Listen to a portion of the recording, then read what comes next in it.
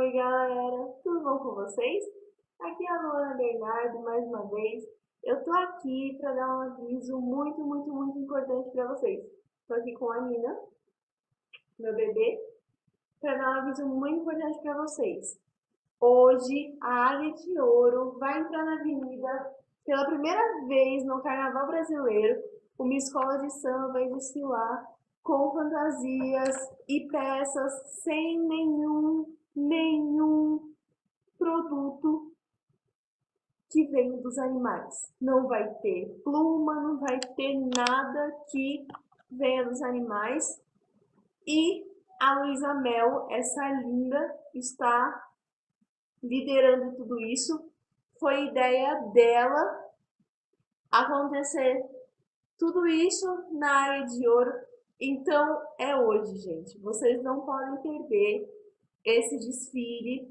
E a escola de samba vai mostrar nos carros alegóricos, cada item deles vai mostrar o sofrimento que todos os animais passam, tudo que eles passam, animais de corte, animais usados para experiências, tudo que eles passam, vai mostrar nos carros alegóricos.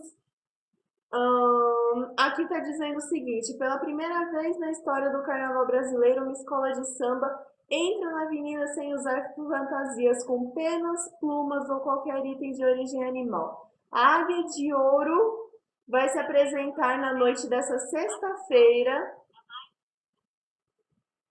O vídeo começou aqui.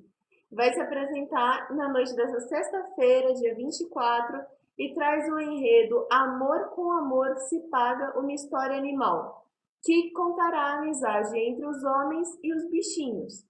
Então, os carros alegóricos vão mostrar também centenas de fotos enviadas pela população, e a embaixadora Luisa Mell ganhou até uma homenagem na letra do samba. Uma grande ativista, Luisa Mell, pelos direitos dos animais. Então, não percam Águia de Ouro hoje, ok, gente? Era só esse recado que eu precisava dar, porque tem tudo a ver com o meu canal, tudo a ver, né? Para vocês darem uma olhadinha, tá, galera? Se conscientizar, chama pai, chama mãe, chama todo mundo para assistir, para todo mundo se conscientizar de que a vida deles é tão importante quanto a nossa, tá bom? Então, um grande beijo, bom carnaval para todo mundo, boas festas, boas viagens e assistam a Águia de Ouro hoje.